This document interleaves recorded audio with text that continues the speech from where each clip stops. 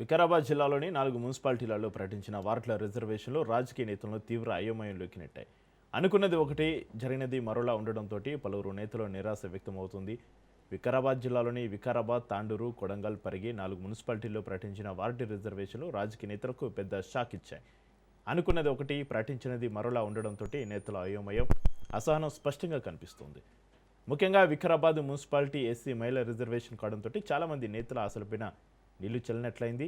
Chairperson పీఠం తమదేనన్న ధీమాతోటి ఉన్న నేతలు ఇప్పుడు దారి వెతుక్కోవాల్సిన పరిస్థితి. అటు తాండూరులో కూడా అంచనాలు తప్పిపోవడంతో పలువురు కీలక నేతలు రాజకీయంగా డిఫెన్స్లోకి వెళ్ళారు.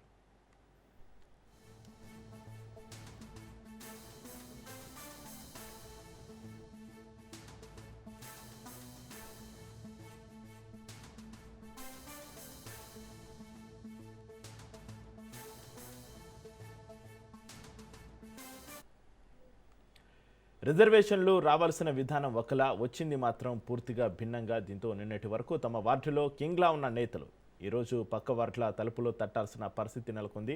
గెలుపు అవకాశాల కోసం వార్డులు మార్చే ప్రయత్నాలు చేస్తున్నారు.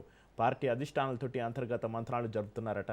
ఇక మరోవైపు ఎస్సీ మహిళ రిజర్వేషన్ ఉన్న చోట సరైన అభ్యర్థుల కొరత కొన్ని పార్టీలకు పెద్ద తలనొప్పిగా మారింది. ఫలితంగా కొత్త ముఖాలు, అనుభవం లేని నేతలు నేరుగా ఎన్నికల బరిలోకి దిగే పరిస్థితి. మెజారిటీ వార్డులు ఊహకు అందని రీతిలో రిజర్వ్ కావడంతో రాజకీయ రెక్కలన్నీ కూడా రీసెట్ అయినట్టయ్యాయి.